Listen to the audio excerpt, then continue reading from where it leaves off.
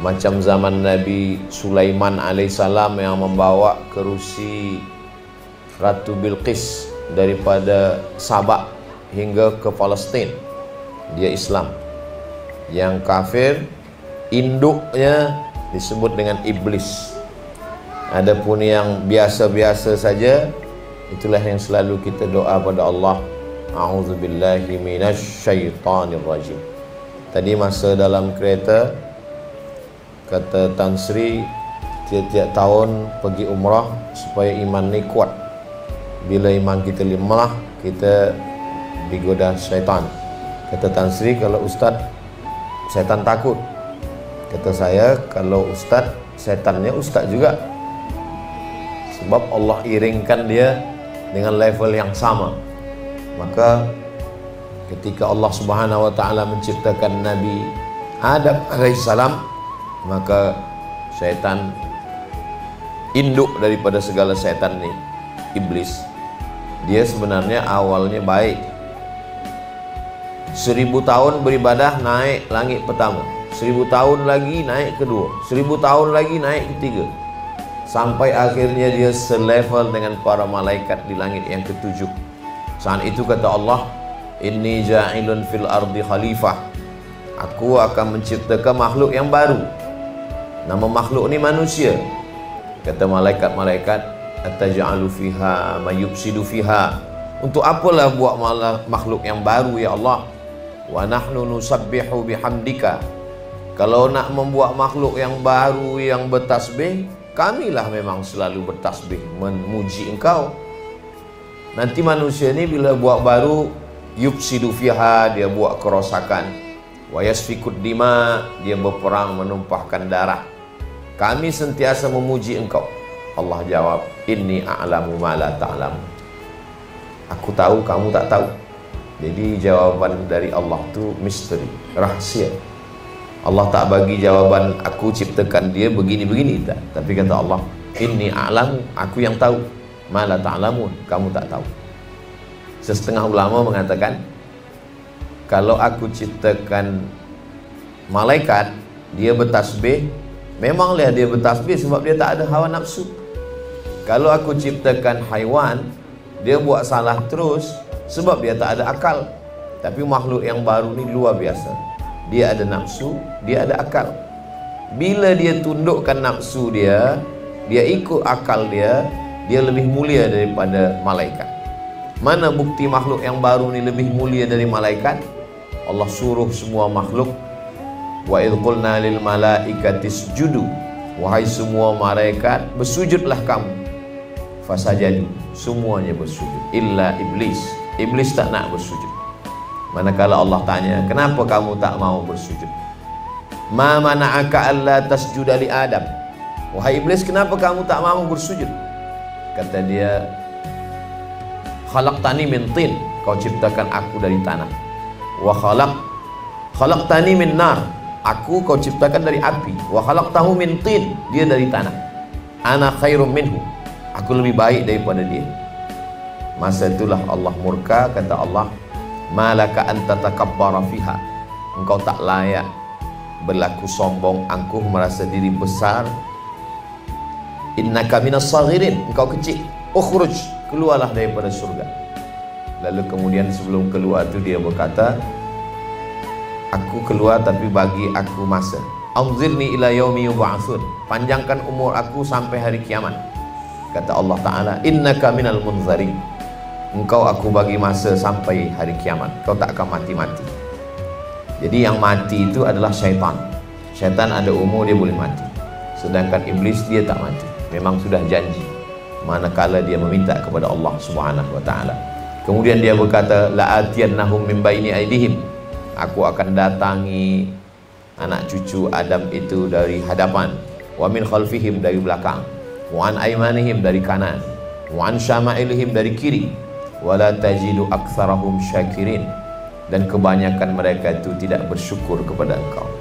Jadi apa yang kita tengok hari ini sebenarnya adalah awal asal muasal daripada cerita kisah dua makhluk yang saling bermusuhan.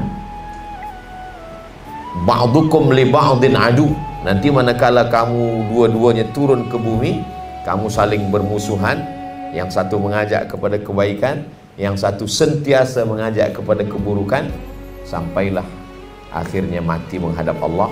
Mudah-mudahan kita selalu menang melawan bisikan-bisikan syaitan ini. Termasuklah kenapa kita jaga subuh.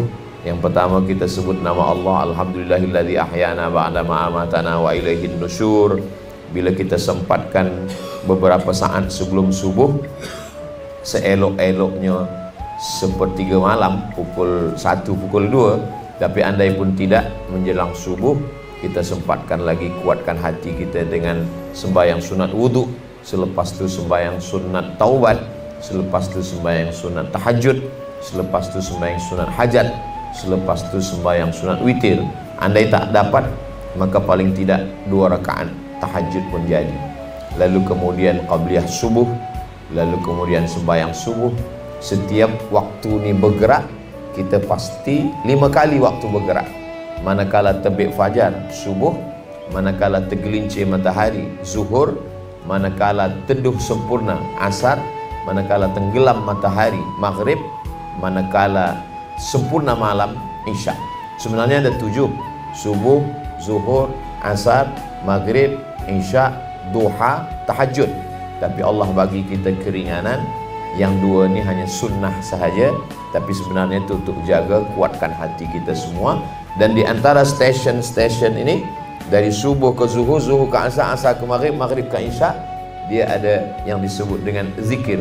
Alladzina yadhkurunallah, mulut menyebut, hati mengingat, maka disebut dia khannas. Qul a'udzu birabbin nas, malikin nas, ilahin nas, min syarril waswasil khannas. Khannas maknanya bersembunyi. Macam tikus bersembunyi bila ada kucing. Bila kucing pergi, dia keluar. Bila hati kita berzikir, dia bersembunyi. Bila kita lalai, dia keluar. Maka tiap-tiap langkah ada bacaan. Kita nak masuk tandas, Allahumma inni a'udzubika minal khubuthi wal khaba'is. Manakala di dalam, kita tak boleh sebut nama Allah, tak boleh sebut bismillah, tak boleh sebut Allahu Akbar. Manakala keluar, kita katakan ghufranaka. Kenapa bila keluar kita katakan ampunkan aku? Kita tak ada buat dosa. Sebab manakala di dalam kita tak sebut Allah, manakala kita keluar kita katakan ghufranaka, ampunkan aku ya Allah. Jadi bila kita berhenti, maka dia keluar. Bila kita berzikir, dia bersembunyi. Khannas, makhluk yang bersembunyi. Dan dia berjalan, asyaitanu yamshi yajri majrad dam, dia mengalir dalam aliran darah. Maka setiap jantung berdegup, jantung berdetak, darah mengalir, dia bekerja. Bila dia berhenti, bila jantung berhenti berdetak, jantung berhenti mengalir, dia berhenti bekerja.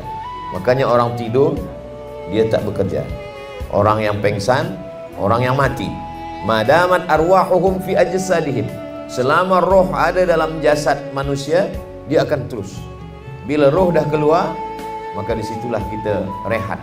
Jadi bila ada orang semasa hidup, dia kata, bilalah kita ni rehat daripada melawan bisikan-bisikan ini, tak ada rehat. Sampai akhirnya kita husnul khatimah. Selama ni kita terus, Allah menolong.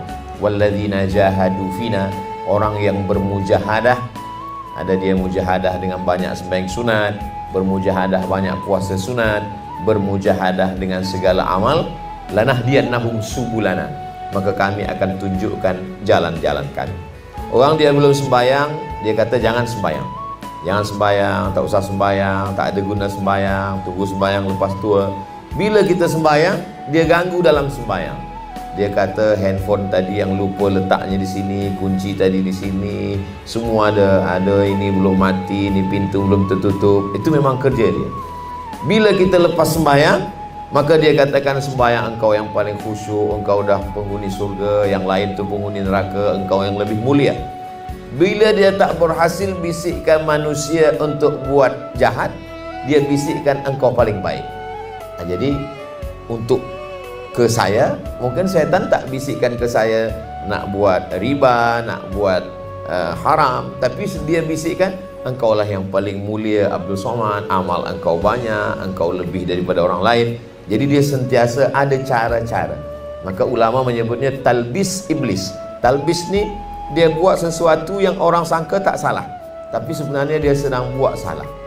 Kalau ada orang minum khamar, dia tahu ini salah, tapi orang yang sudah buat baik, dia sangka ini baik, tapi sebenarnya tidak baik. Jadi sebenarnya iblis, syaitan, dia bekerja kepada orang yang dah buat baik itu lebih halus lagi daripada orang yang buat salah. Sebab orang buat salah dia sedar dia salah, tapi orang yang buat baik, macam saya sampaikan tazkirah, dalam hati mungkin saya rasa saya lebih baik, padahal sebenarnya orang yang mendengar, yang beramal jauh lebih baik, lebih ikhlas, lebih tawadhu, lebih ridha, lebih qanaah. Maka suatu ketika Syekh Muhammad Mutawalli Sya'rawi bagi tazkirah. Masa bagi tazkirah, orang datang peluk, cium tangan, semua puji, semua muliakan. Lepas tu jalan balik, Syekh Sya'rawi minta kereta ni berhenti kejap. Lepas tu dia singgah masjid, dia masuk tandas, lama. Lepas tu dia balik, sahabat dia tanya, apa lama betul? Kata dia, aku tadi bersihkan tandas masjid yang kotor. Kenapa begitu? Sebab dalam hatiku aku ada rasa lebih mulia, dimuliakan orang, dicium orang tangan saya. Maka manakala saya bersihkan itu, saya nak rendahkan diri saya di hadapan Allah Subhanahu wa ta'ala. Jadi kita memang ada cara-cara tertentu supaya kita boleh jaga hati kita. Ada amalan-amalan yang ada hanya kita dengan Allah saja yang tahu. Sebab mungkin amalan-amalan ni dah rosak disebabkan oleh sum'ah, disebabkan oleh riya. Riya menampakkan amal, sum'ah mendengar-dengarkan amal. Jadi bila saya nanti menghadap Allah SWT, kata Allah, kata malaikat, amal kau ni dah nampak orang ramai Abdul Somad. Pahala tazkirah kau mungkin sudah tak ada lagi, dah dihabiskan oleh viewer, follower dan subscriber. Mesti ada satu amalan yang saya simpan antara saya dengan Allah Subhanahu wa ta'ala. Apa amalan tu? Kita tak bagi tahu, sebab kita bagi tahu nanti orang puji sehingga hilang dia. Jadi sampai bila kita ini terus bermujahadah sampai menghadap Allah Subhanahu wa ta'ala. Saya dimaklumkan bagi tazkirah ni 45 minit. Biasa 1 jam. Ini 45 menit